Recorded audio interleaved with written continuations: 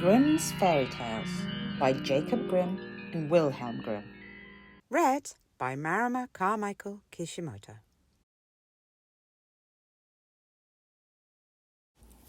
The Straw, the Coal and the Bean. In a village dwelt a poor old woman who had gathered together a dish of beans and wanted to cook them. So she made a fire on her hearth, and that it might burn the quicker, she lighted it with a handful of straw. When she was emptying the beans into the pan, one dropped without her observing it, and lay on the ground beside a straw, and soon afterwards a burning coal from the fire leapt down to the two. Then the straw began and said, "Dear friends, from whence do you come here?" The coal replied, "I fortunately sprang out of the fire, and if I had not escaped by sheer force, my death would have been certain. I should have been burnt to ashes."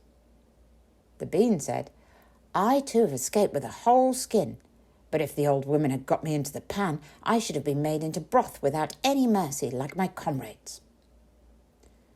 "And would a better fate have fallen to my lot," said the straw. "The old woman has destroyed all my brethren in fire and smoke.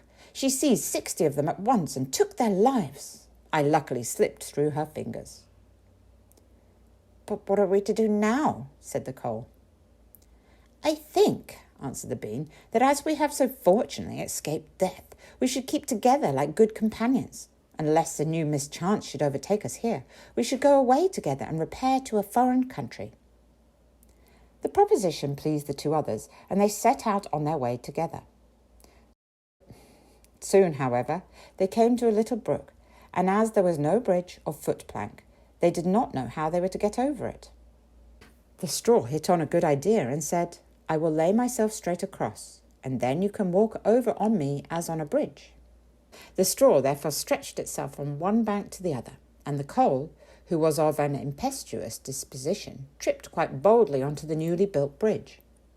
But when she had reached the middle, and heard the water rushing beneath her, she was after all afraid, and stood still and ventured no further. The straw, however, began to burn, broke in 2 pieces, and fell into the stream. The coal slipped after her, hissed when she got into the water, and breathed her last. The bean, who had prudently stayed behind on the shore, could not but laugh at the event, was unable to stop, and laughed so heartily that she burst. It would have been all over with her, likewise, if by good fortune a tailor who was travelling in search of work had not sat down to rest by the brook. As he had a compassionate heart, he pulled out his needle and thread and sewed her together. The bean thanked him most prettily, but as the tailor used black thread, all beans since then have a black seam.